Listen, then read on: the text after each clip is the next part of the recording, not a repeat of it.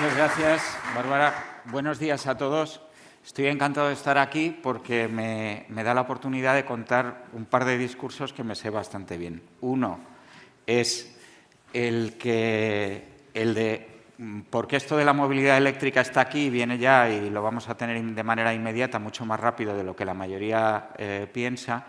Y el otro, de cómo interacciona el coche eléctrico con el resto de los sistemas, que es lo que os puede abrir clientes, ¿vale? Voy deprisa. AEDIBE, os cuento lo que somos, por qué actuar sobre el coche, por qué es tan necesario el pasarse a coche eléctrico y el vehículo eléctrico como elemento del sistema eléctrico. Empiezo por AEDIBE. ¿Me he pasado?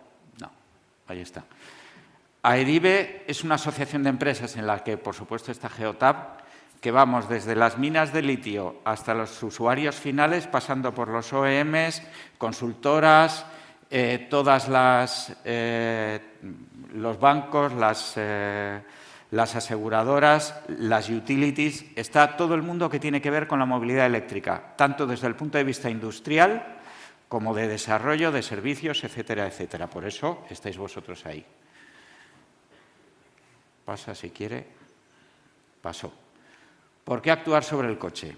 Bueno, el transporte consume la mayor parte, 42% de la energía que se consume en el mundo. Esa es la primera. La segunda, el transporte es un 27% de las emisiones de gases de efecto invernadero. Es la más grande de todas y por eso es por lo que hay que actuar sobre ello, ¿no?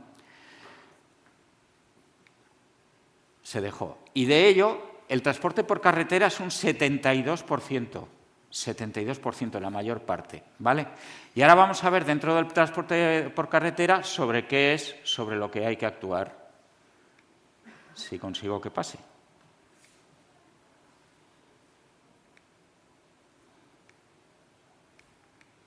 Vale, lo conseguí.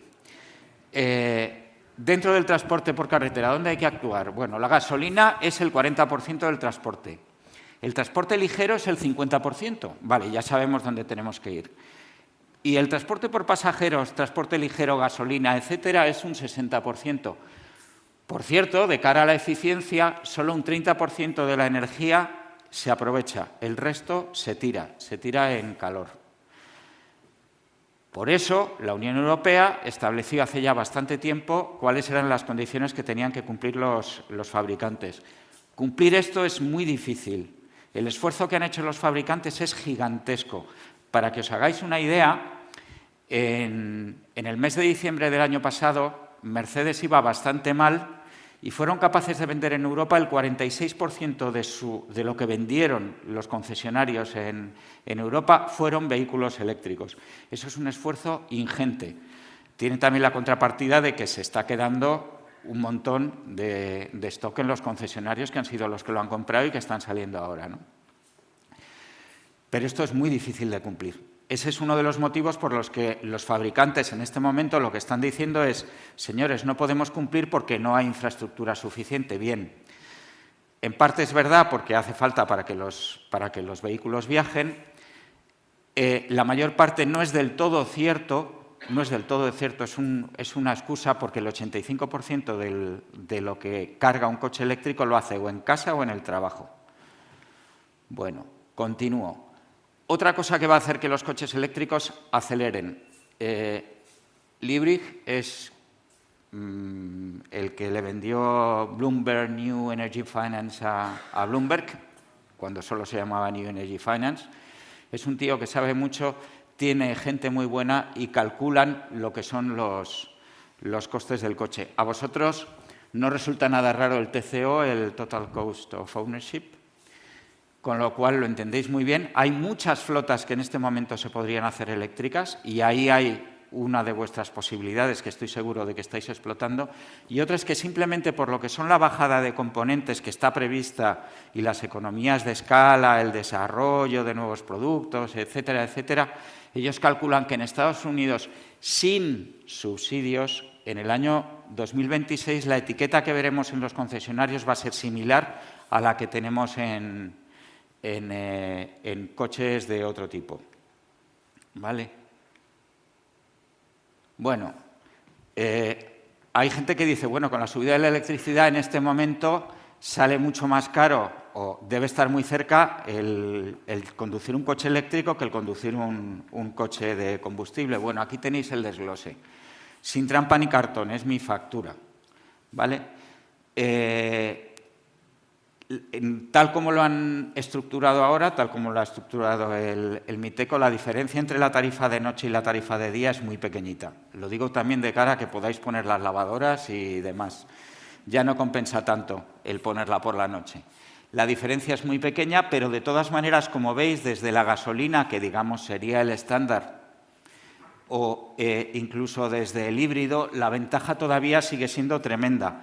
Si hacemos caso a lo que nos están diciendo los especialistas, que es que esto, ¿bien?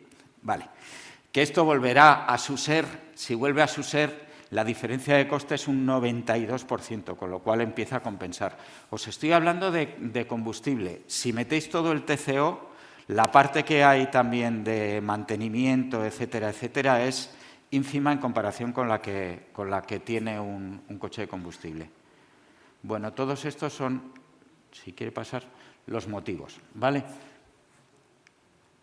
Hay una parte que no se comenta normalmente, no se sabe cuando se dice tenemos que ir a la neutralidad tecnológica, y es que el vehículo eléctrico puede ayudar a optimizar de una manera muy clara el sistema eléctrico, ¿vale? Voy deprisa aquí, a lo mejor os resulta un poco extraño, pero si lo revisáis después lo veréis, ¿no?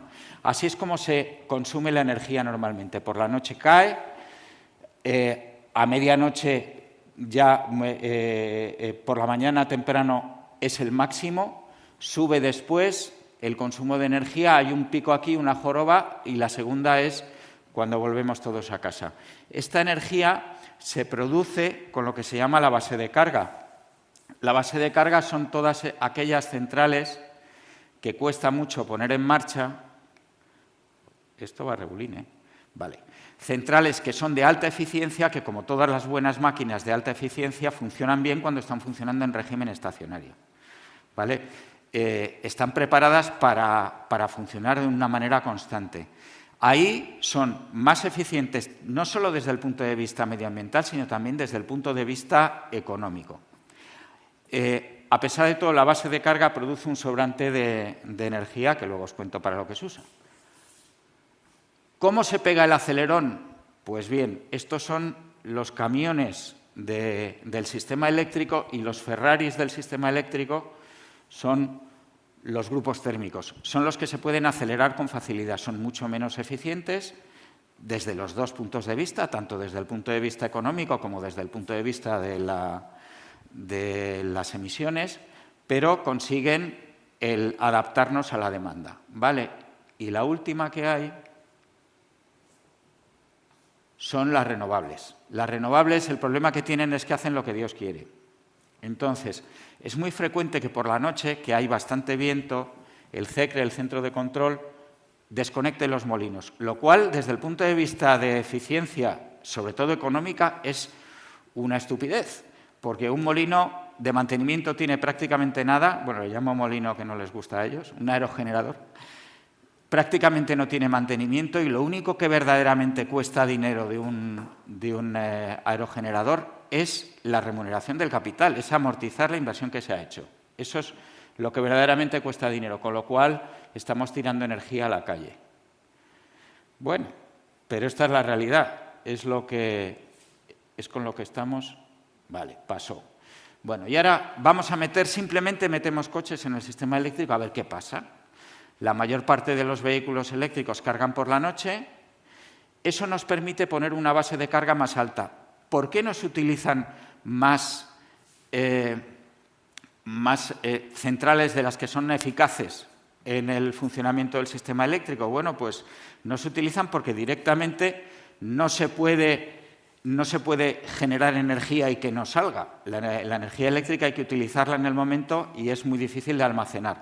Esto que os decía antes del sobrante de carga se utiliza en lo que se llaman bombeos, que es en centrales hidráulicas y mini hidráulicas se pasa del depósito de abajo al depósito de arriba agua, y es una manera de almacenar energía, ¿vale? Cuando metemos un montón de consumo por la noche cuando no lo hay, lo primero que hacemos es generar una nueva base de carga, con lo cual durante todo el día acabamos de mejorar la eficiencia del sistema eléctrico. Bueno, ¿qué pasa cuando al sistema, a lo que es el conjunto del sistema eléctrico, se le pone en contacto con un montón de baterías? ¿Vale?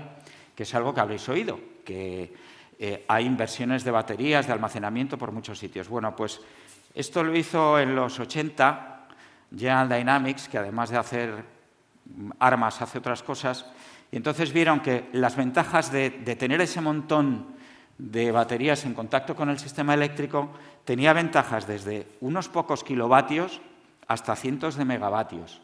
Y desde unos pocos segundos, o aquí está en milésimas de segundo, hasta decenas de minutos o de horas, ¿no? Vale. Por lo tanto, viene muy bien el tener un montón de coches con baterías conectados al sistema eléctrico. ¿Qué es lo que pasa? Pues que dentro de un coche eléctrico hay un montón de energía. Pensad que una batería normal de un coche eléctrico, el más pequeñito que yo tengo ahora y con lo que ha sufrido y ha pasado en este momento, tiene 12 kilovatios hora. 12 kilovatios hora es lo que consume un hogar medio en España. Es decir, solo con la batería de un coche ya tengo una barbaridad. Si yo puedo aprovechar parte de esa energía para suministrar al sistema, pues eso ayuda. Esto es otra manera de poner la gráfica de antes de General Dynamics. Bueno, entonces, ponemos los coches eléctricos en contacto con el sistema eléctrico. ¿Qué es lo que hacemos?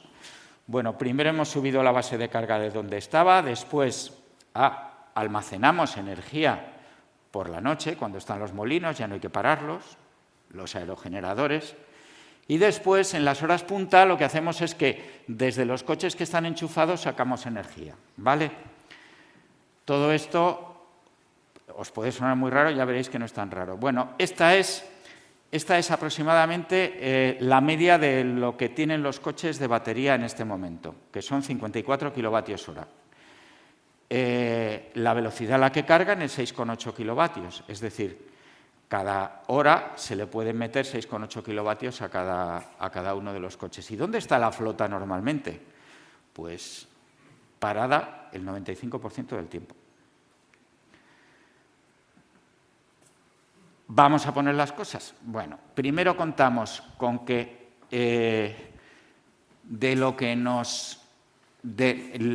tenemos de 54 kilovatios hora, hombre, le tenemos que quitar una parte por aquello de que la batería se estropea si la cargamos por arriba o si la cargamos mucho, la descargamos mucho, ¿no?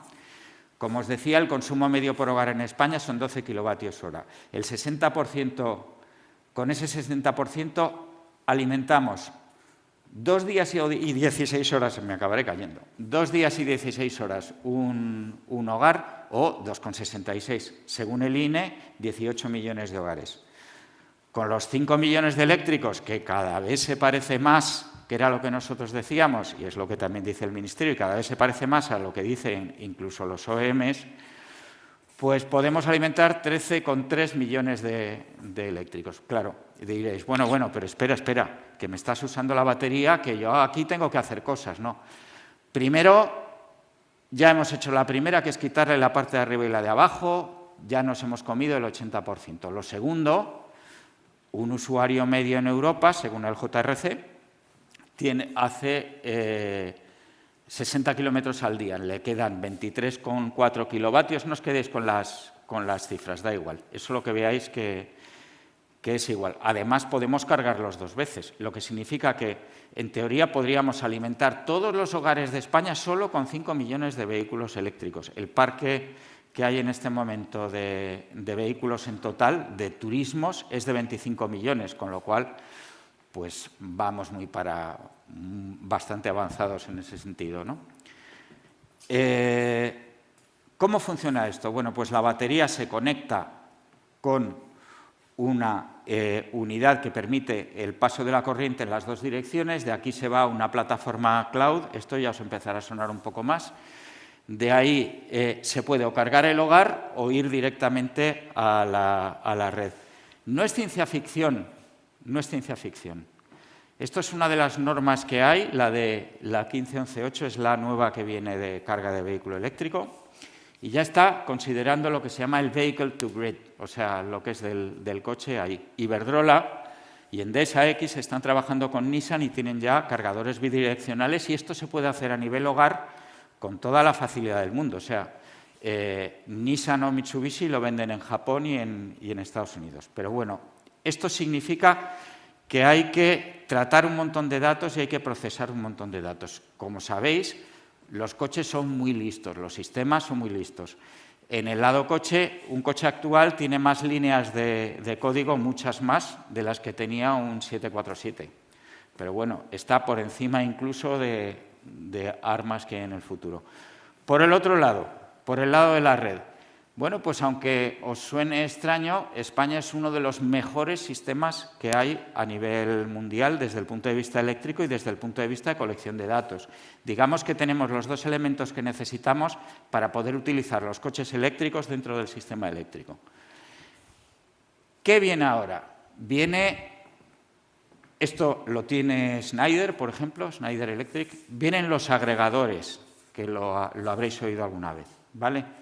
¿Qué es un agregador? Un agregador es un sistema, en realidad es un sistema que lo que hace es recoger todos los datos de todos los datos de consumo y todos los datos de generación de una comunidad concreta. Pero puede ser un agregador virtual. O sea, no tiene por qué ser una zona cerrada en la que estamos sacando las cosas. Porque en el sistema eléctrico España y Portugal, cuando se hacen las ofertas, sobre todo las de segundo nivel, las de ajuste, ahí puede entrar cualquiera que tenga energía disponible. Por lo tanto, cabría el que tuviéramos un cliente que hubiera formado un agregador con un montón de clientes por su cuenta y que pudiera utilizarlo. Bueno, por si a alguien le preocupa el tema de las baterías, una vez que se quitan de los coches todavía queda tanta energía dentro que se utilizan en almacenamientos, ¿vale? Bueno, hemos dicho una cosa, hemos dicho que quedaban 23 kilovatios hora, que se recorrían tantos kilómetros y tal. Sí, pero eso es la media. Es la media.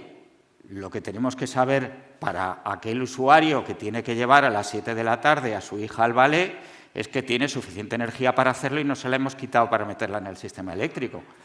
Y claro, hay que saber qué recorrido ha hecho y cuál es el recorrido que tiene que hacer. Y para poder saber eso, pues yo creo que hay alguien que pueda hacerlo.